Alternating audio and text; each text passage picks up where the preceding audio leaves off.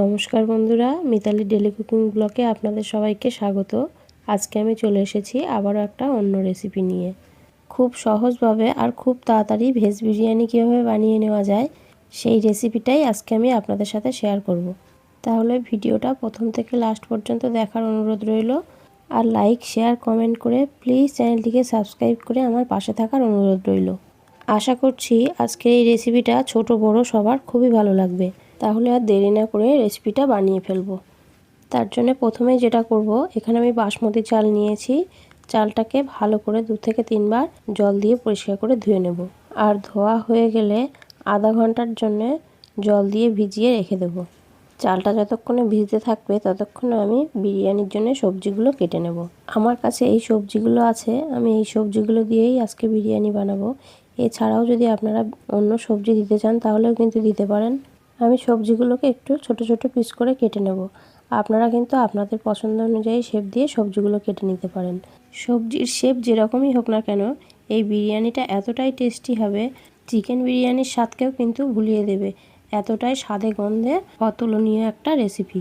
আপনারাও কিন্তু একবার ট্রাই করে দেখতে পারেন এই রেসিপিটা। খুব কম সময়ে আর খুব তাড়াতাড়ি কিন্তু রেসিপিটা তৈরি হয়ে যাবে।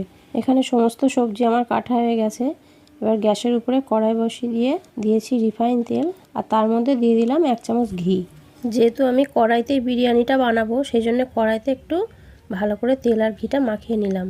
তেলটা গরম হয়ে গেলে দিয়ে দিলাম আলু আর খুব সামান্য লবণ। সমস্ত সবজির মধ্যে আলুটাই কিন্তু একটু সময় লাগবে সেদ্ধ হতে, সেজন্য আমি প্রথমে আলুটা ভেজে নেব। আর এরকমভাবে লবণ দিয়ে যদি একটু ভেজে নেওয়া যায় তাহলে কিন্তু আলুটা খেতে খুব ভালো লাগে। আপনারাও এরকমভাবে একটু লবণ দিয়ে ভেজে দেখবেন, খেতে কিন্তু খুব ভালো লাগবে। এবার এর মধ্যে দিয়ে দিলাম ফুলকপি। আলুর সাথে ফুলকপিটাও একটু ভেজে নেব। এখানে আলু আর ফুলকপিটা আমি একটু সময় নিয়ে লাল লাল করে ভেজে নিয়েছি। এবার একটা পাত্রের মধ্যে তুলে রাখবো।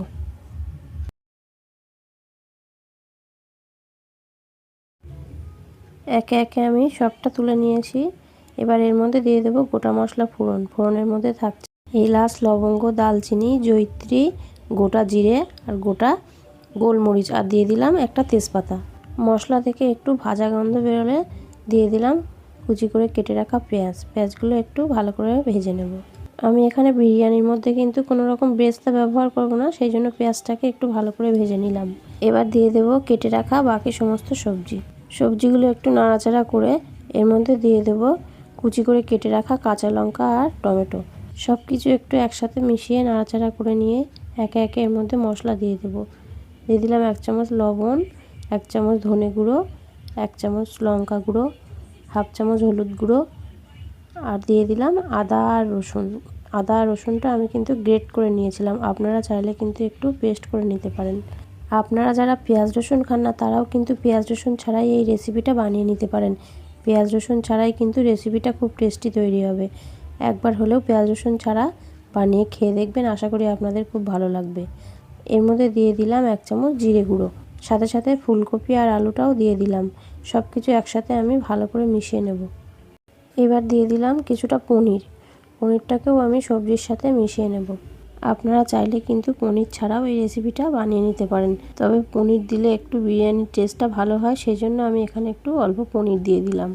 এবার জল ঝরিয়ে রাখা চালটা দিয়ে আবারও কিছুক্ষণ সবজির সাথে নাড়াচাড়া করে মিশিয়ে নেব।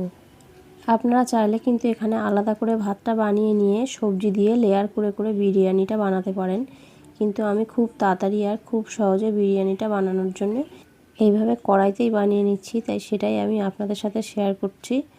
চাইলে কিন্তু আপনারা আলাদাভাবে সব কিছু তৈরি করে বিরিয়ানিটা বানাতে পারেন। দিয়ে দিলাম কিছুটা মটরশুঁটি। এবার এর মধ্যে আমি জল অ্যাড করে দেব। আমি 3 বাটি চাল নিয়েছিলাম, 3 বাটি চালের জন্য কিন্তু 6 বাটি জল নিয়েছি। আর জলটা কিন্তু অবশ্যই গরম করে নিতে হবে।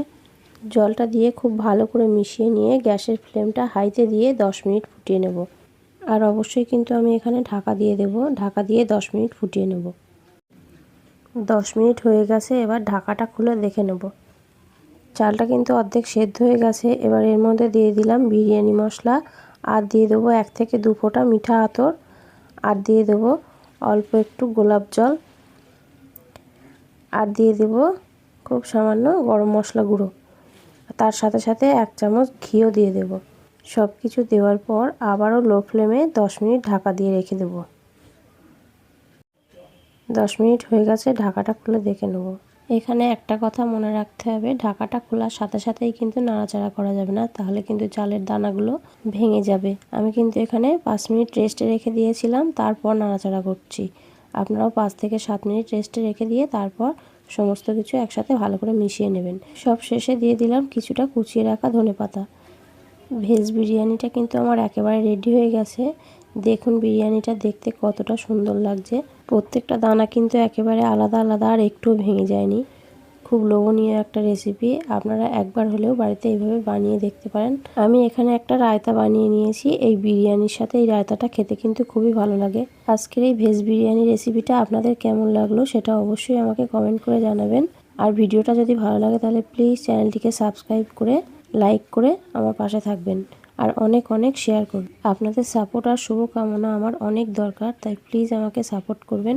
ভিডিওটা শেষ পর্যন্ত দেখার জন্য আপনাদের সকলকে অনেক অনেক ধন্যবাদ।